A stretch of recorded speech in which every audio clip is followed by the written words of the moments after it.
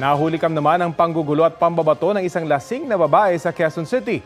Pati ang mga rumesponding tauhan ng barangay, minura, sinaktan at kinagat pa niya. Ang paliwanag niya sa balitang hatid ni James Agustin. Pasuray-suray ang babaeng ito na nahulikam sa gitna ng kalsada sa Barangay Project 6 Quezon City. Kinakawayan pa niya ang ilang motorista. Tinanggal ang suot niyang tsinelas sa takmang babatuhin ng dumaang tricycle.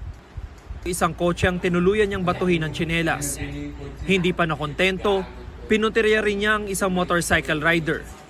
Lugar niyo, paano ko gagawin yun? Nang rumisponde ang mga taga-barangay at inaresto ang babae, patuloy siya sa pagwawala kahit nakaposas na.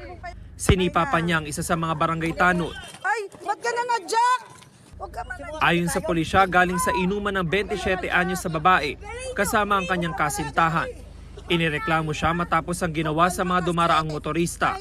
Nung kanilang aarestuhin itong babae, ay sila po ay pinagmumura at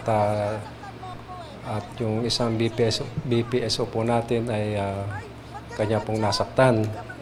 At isa rin pong kagawad ay nakagat po niya sa tagiliran at sa braso. Ito na ang ikalawang beses na nasangkot sa ganitong insidente ang sospek. Sabi niya hinihiwalayan na raw siya ng kanyang kasintahan kaya siya nagkaganoon. Sobra pong kalasingan po sir, wala na po akong sa wisyo. Pero kinagat mo yung isa sa mga kagawad? Hindi ko na po talaga matandaan sir yung mga nangyari. Humingi po talaga ako ng pasensya, talaga sobrang pagsisisi ko.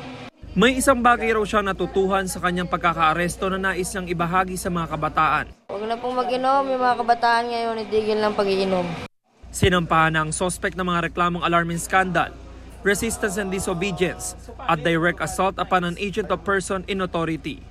James Agustin, nagbabalita para sa GMA Integrated News.